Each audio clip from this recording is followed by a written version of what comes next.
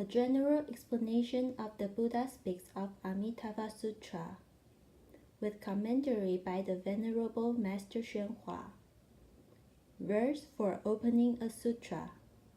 The unsurpassed, profound, and wonderful Dharma is difficult to encounter in hundreds of millions of eons. I now see and hear it, receive and uphold it, and I vow to fathom the Tathagata's true meaning. The 12 divisions of Sutra texts. You say I don't believe you can realize Buddhahood simply by reciting the Buddha's name. It's too easy. It's like borrowing Amitabha's power to realize Buddhahood. You should not disbelieve this because a long time ago, Amitabha signed an agreement with us which said, after I realize Buddhahood, you can recite my name and do so as well. Since we sign our names, if we recite, we are sure to become Buddha. Furthermore, reciting the Buddha's name establishes a firm foundation and plants good roots. For example, there was once an old man who wanted to leave home, although he was about 70 or 80 years old, couldn't get around well, and was aware of his impending death. He thought he could easily leave home and be a high master of Buddhism.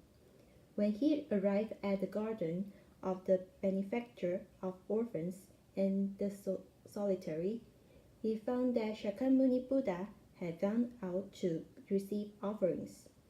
His disciples, the Arhats, opened their heavenly eyes and took a look at this man's past causes. Seeing that he hadn't done a single good deed in the past 80,000 great aeons, they told him that he couldn't leave home. When he heard this, the old man's heart turned cold and he ran, thinking, if I can't leave home, I'll kill myself. Just as he was about to throw himself into the ocean, Shakyamuni Buddha caught him and said, what are you doing?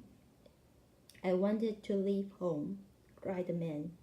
But the Buddha wasn't at the garden, and the great bhikkhus told me that I couldn't because I have no good roots. My life is meaningless. I'm too old to work, and no one takes care of me. I might as well be dead. Shakyamuni Buddha said, don't throw yourself into the ocean. I'll accept you. You will? Said the man. Who are you? Do you have the authority? Shakyamuni Buddha said, I am the Buddha, and those bhikkhus are my disciples. None of them will object. The old man wiped his eyes and blew his nose. There is hope for me, he said. The old man's head was shaved. He became a monk and immediately certified to the first stage of arhatship. Why?